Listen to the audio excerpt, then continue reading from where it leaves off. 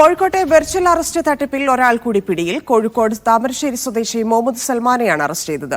അധ്യാപികയെ 2 ദിവസം വെർച്വൽ അറസ്റ്റിൽ നിർത്തി സംഘം 18 ലക്ഷം രൂപയാണ് തട്ടിയത്. നന്ദഗോപാൽ ചേരുന്നു.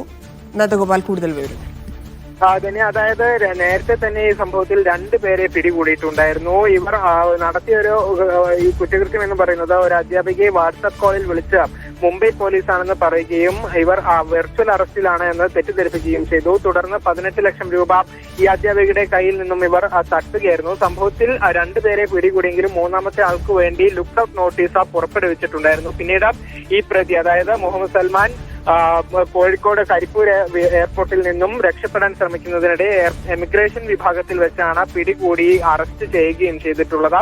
ഈ പണം കൈമാറിയ സംഭവം, അതായത് ബാങ്ക് ട്രാൻസ്ഫറിലുള്ള കാര്യങ്ങൾ പരിശോധിച്ചാണ് ഇപ്പോൾ പോലീസ് ഈ പ്രതികളിലേക്ക് എത്തുകയും ചെയ്തിട്ടുള്ളത്. ഏതായാലും സംഭവത്തിൽ കൂടുതൽ ആളുകളുണ്ടോ എന്നുള്ള അന്വേഷണം കൂടി പോലീസിന്റെ ഭാഗത്തു നിന്നും നടക്കുന്നുണ്ട്.